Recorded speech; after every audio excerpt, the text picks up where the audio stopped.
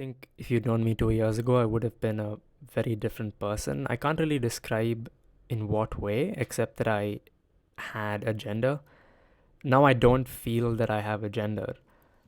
I was really badly bullied for kind of being different in a way to, I wouldn't want to say everyone else. And I kind of wasn't like a lad, do you know what I mean? I kind of liked other things. But I used to kind of hang around with girls more than guys. And the guys at school kind of saw that as like oh, he's definitely gay kind of thing. I think a lot of people are quite uncomfortable with the idea that gender can change or your gender identity can change.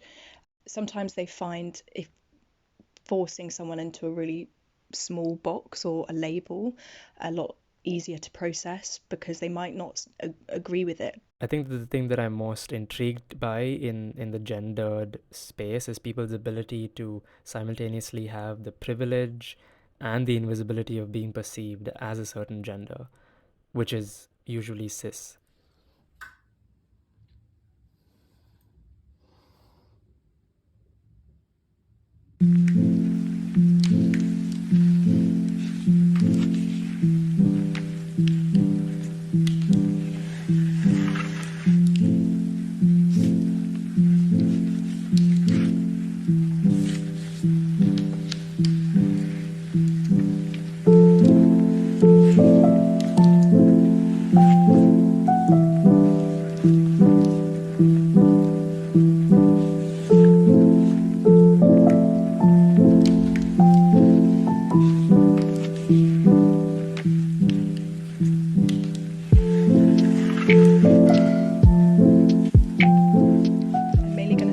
Women as a cisgendered woman myself. The representation of women in the media isn't always necessarily helpful, and it's actually quite damaging.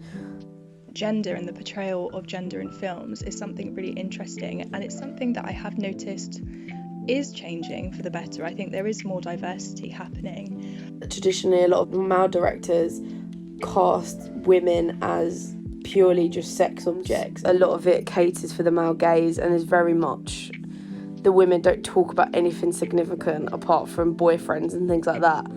They're getting better at showing women who dress slightly more masculine instead of this hyper feminine kind of image of a woman. I guess like blonde hair and slim figure, like white, youthful. I think I get really frustrated watching a show or a film on the premise that it's got this really strong central female character, and I'm kind of like drawn into it thinking it's going to be about her power and identity and her kind of subverting all of these ideals that have been forced upon her, and I find that they always sort of show her as independent and they do the whole girl boss thing, and then ultimately at the end I'm always disappointed because I was like, oh, this was like a love story all along.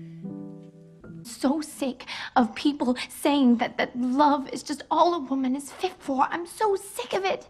You know, in regards to, you know, we're going on about kind of like actors, singers, you know, Harry Styles, for example, you know, because he kind of, you know, dresses how he wants. It has nothing to do with anyone else, how you dress, how you act. You know, there's people online saying like, oh, because he dresses like this, he's definitely gay, or he's definitely hiding his sexuality, like he just needs to come out, he needs to tell us what his sexuality is. No, absolutely not.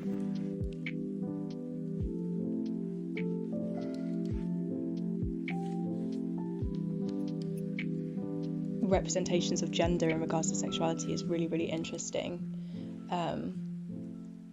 And I struggle sometimes to see in films and things myself as a queer woman and my gender identity and expression sort of accurately represented.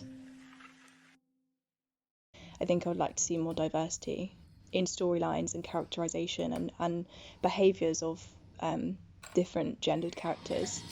Ultimately, in a nutshell, I guess, I'm optimistic to see a move towards gendered multiplicities and divergences.